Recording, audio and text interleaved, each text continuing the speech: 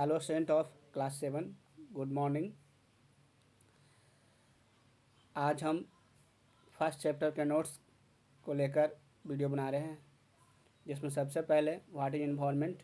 तो इन्वायरमेंट के बारे में हम जानेंगे। The term environment refer to all the external condition in which organism lives and survive. External condition जो भी लोगों को प्रोवाइड होता है और जिसमें ऑर्गेनिज्म अपने आप को सर्वाइव कर पाता है, तो वही उसका वह एनवायरनमेंट कहलाता है। उसके बाद हमें पढ़ना था component of the environment on the basis of origin. उत्पत्ति के आधार पर it is broadly classified into two groups, natural environment and man made environment. That environment give by nature and that environment given by man created by man is called man made environment. तो element like a mountain, river, animals, vegetation, etc. created by nature and they are form of natural environment। जो nature के द्वारा बनाया गया हमारा mountain, river, animals and vegetation, और इसी को हम लोग नेचर एनवायरनमेंट भी कहते हैं। एनवायरनमेंट को तीन भागों में बांटा गया है। फिजिकल एनवायरनमेंट, जिसको एबायोटिक कंपोनेंट भी कहते हैं, बायोलॉजिकल एनवायरनमेंट, जिसको बायोटिक कंपोनेंट कहते हैं, और तीसरा ह्यूमन एनवायरनमेंट। तो सबसे पहले फिजिकल इन्वायरमेंट। तो फिजिकल इन्वायरमेंट के अंतर्गत जो भी फीचर्स हमारे अर्थ को रूप में जाना जाता है, just like a lithosphere, hydrosphere, atmosphere, it is also called. तो फिजिकल इन्वायरमेंट को यानी एबायोटिक का, उसी को एबायोटिक भी कहा जाता है। एबायोटिक का डेफिनेशन है it is also called abiotic environment. Physical environment को एबायोटिक इन्वायरमेंट भी कहा जाता है।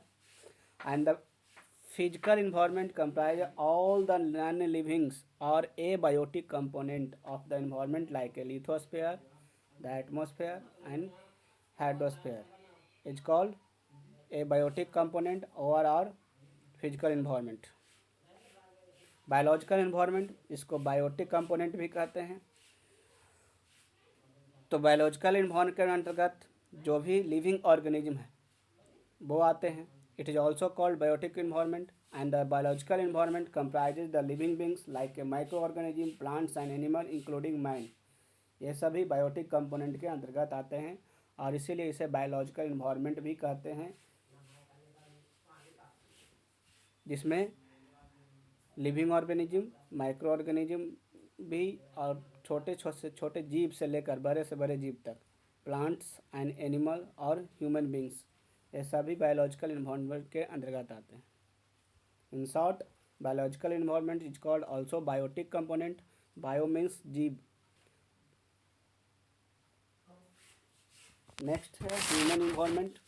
Human environment consisted man who place at the top.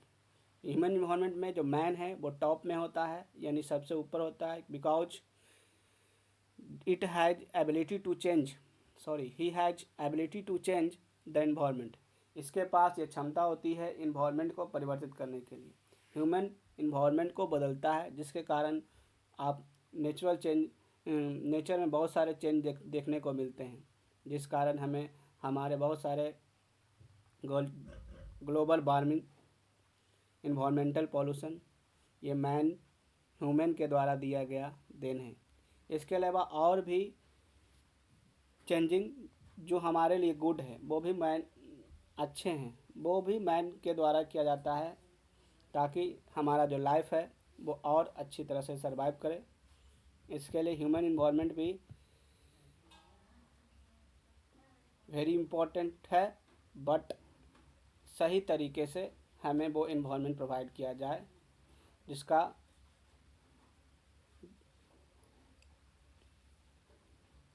Good use हो, अच्छे उपयोग हो, तभी हमारा ह्यूमन इन्वायरमेंट अच्छा होगा। ह्यूमन इन्वायरमेंट हमारा सोशल कल्चर भी बनाता है। इकोनॉमिक और कल्चर, समाज को भी, अच्छे समाज का निर्माण हमारा ह्यूमन इन्वायरमेंट के अंतर्गत ही आता है। अच्छे इकोनॉमिक कंडीशन हमारे देश की अर्थव्यवस्था, हमारे फैमिली की अर्थव्यवस्था, इकोनॉमिक बैकग्राउंड अच्छे वर्क से मिल पाता है। कल्चरल हम अपने कल्चर को बचा के रखते हैं। ह्यूमन इन्वायरमेंट जिस तरह से हमें प्रोवाइड होता है उस तरह से हम अपने कल्चर को सेव करके रखते हैं। आगे है division of environment. Division of environment को 4 भागों में बांटा गया है, लिथोस्फीयर, हाइड्रोस्फीयर, एटमॉस्फेयर और बायोस्फीयर। लिथोस्फीयर जिसको हम लोग स्थल मंडल भी कहते हैं, हाइड्रोस्फीयर जिसको जलमंडल, एटमॉस्फेयर वायुमंडल और बायोस्फीयर जीव मंडल कहा गया है।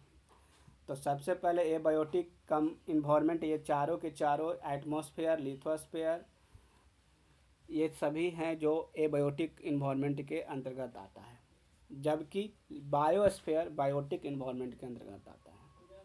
तो लिथोस्फीयर के बारे में आप सभी जानते हैं, it is a solid crust hard top of the layer of the earth, जो अर्थ के सबसे ऊपरी लेयर है उसी को हम लोग लिथोस्फीयर कहते हैं। And we live in the lithosphere and it is made of the rocks and minerals, जो चट्टानों और मिनरल से मिलकर बना होता है। Cover with the thin layer of the soil, जो मिट्टी के पतले से लेयर से ढका होता है।